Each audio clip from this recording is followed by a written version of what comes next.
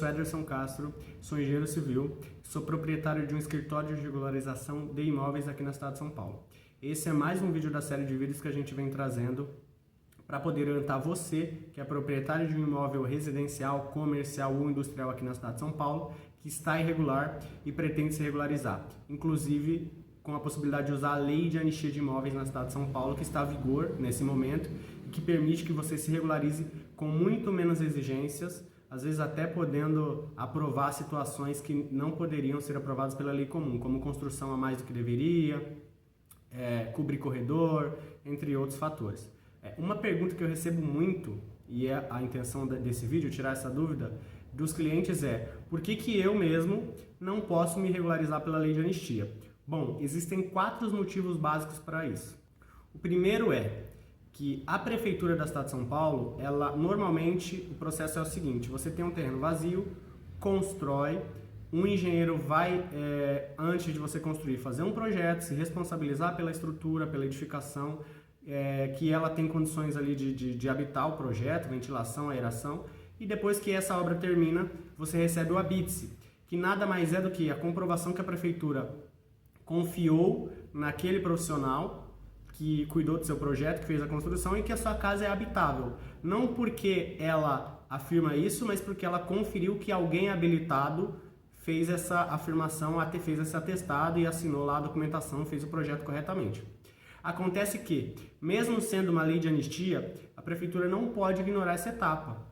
Então, se você construiu o imóvel com um pedreiro de confiança, bateu a laje ali com aquele pessoal da rua para fazer um churrasco no final do dia, acrescentou um cômodo ou um outro andar, a Prefeitura ela não tem como saber se esse acréscimo diário ou se essa construção, por não ter tido acompanhamento de um engenheiro, se ela é segura. E se ela regularizasse sem exigir que um responsável técnico assinasse o projeto, ela estaria se responsabilizando por isso. Então, na lei de anistia, ela exige que você contrate um profissional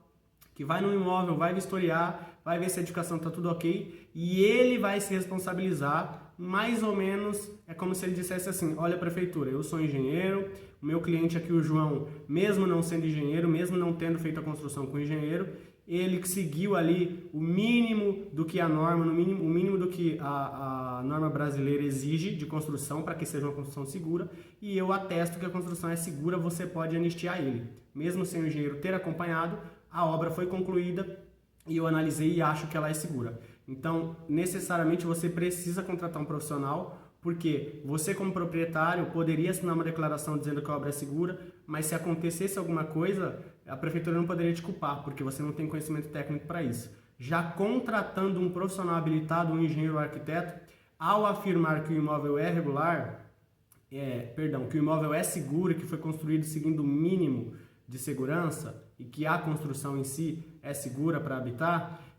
se ocorrer um problema futuro, a Prefeitura não vai ter essa preocupação de ser responsável. Olha, a Prefeitura que aprovou, agora que caiu a parede e machucou alguém. Já que você vai ter contratado um profissional. Então você não pode se regularizar só porque necessariamente você precisa de um profissional para poder atestar a segurança do seu imóvel.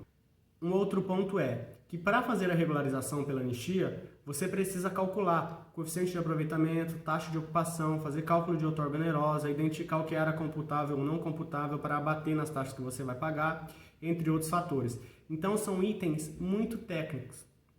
Sendo assim, mesmo que o proprietário pudesse entrar com o processo, ficaria muito difícil a comunicação, porque quem faz a análise é um engenheiro da Prefeitura. Então imagina um engenheiro da Prefeitura concursado, já segue aquele padrão interno da Prefeitura, já tem um padrão para projeto, um padrão para cada coeficiente, como ser calculado, o nome desse coeficiente, como ele deve ser apresentado, e um bancário, ou um empresário, ou um balconista, uma pessoa comum que não seja um técnico habilitado, como é que ela vai comunicar, como é que ela vai fazer um projeto e conversar diretamente com esse engenheiro? Então, além da responsabilidade técnica, existe a questão da comunicação. Então, mesmo que a Prefeitura ignorasse que um engenheiro precisa assinar, não ficaria muito fácil de aprovar um processo, porque esses dois profissionais, no caso esse profissional que é de uma outra área, que é um munícipe que quer regularizar, e o profissional da Prefeitura, não iam conseguir se entender, cada projeto ia ser apresentado de uma forma. Já imaginou? Você pega ali, a cidade tem 13 milhões de habitantes, a cidade de São Paulo. Se 10% quiser se regularizar, é 1 milhão e 300 mil. Imagina 1 milhão e 300 mil de proprietários, cada um dando entrada no processo, colocando o que acha que tem que colocar, seguindo o padrão ali que ele entende da cabeça dele, ou como ele entende que deve ser feito, e não um padrão que deve ser seguido à risca, e é o que nós profissionais aqui da cidade de São Paulo fazemos. Seria complicado, não é mesmo? Então esse é mais um dos motivos que você precisa necessariamente contratar um profissional, não pode dar entrada no seu pedido de anistia sozinho. Além disso, tem uma outra questão que são as anuências. A gente gravou um outro vídeo falando disso, tá aqui no canal, vou deixar o link aqui para vocês, que é o seguinte: as anuências, elas são autorizações complementares que você precisa. Então você também precisa de um técnico e não pode entrar com um processo só, porque mesmo que a prefeitura abrisse mão e dissesse, pode você mesmo proprietário, junto o documento da entrada, ignorasse a segurança do imóvel, que ninguém assinaria, ignorasse também que cada um apresentaria o processo no seu padrão, se o técnico ainda mesmo assim tivesse paciência para analisar, as anuências são solicitações complementares. Então, por exemplo, a prefeitura diria, olha, o processo aqui do João está tudo certo, ele deu entrada, eu quero aprovar, só que antes eu preciso saber a opinião, por exemplo, do Comaer, do Condefat, do Compresp, ou outros órgãos que também têm o poder de mando dentro da cidade de São Paulo quando você vai fazer uma regularização. Então, o técnico é necessário porque ele vai fazer toda essa triagem antes, vai entender de quem você precisa de autorizações complementares e é ele que vai fazer o projeto no padrão de cada um. Comaer tem um padrão, Compresp tem um padrão, Condefat tem um padrão, então o técnico ele se faz necessário também para que você, munícipe, seja assessorado por ele, para que ele possa em todos esses órgãos conversar tecnicamente, entregar padrões de projetos diferentes, aprovar esses projetos para levar para a prefeitura, caso seja o seu caso de exigência de alguma anuência. E aí a prefeitura então daria o ok, ele iria lá solicitar essa anuência, assinaria, porque ele sabe fazer isso, e aí voltaria com esse processo, com essa anuência já aprovada para que você pudesse regularizar. Um outro ponto que o engenheiro ou o arquiteto que você contratar se faz necessário é em relação à data de conclusão da obra. Você, como munícipe e o seu responsável técnico,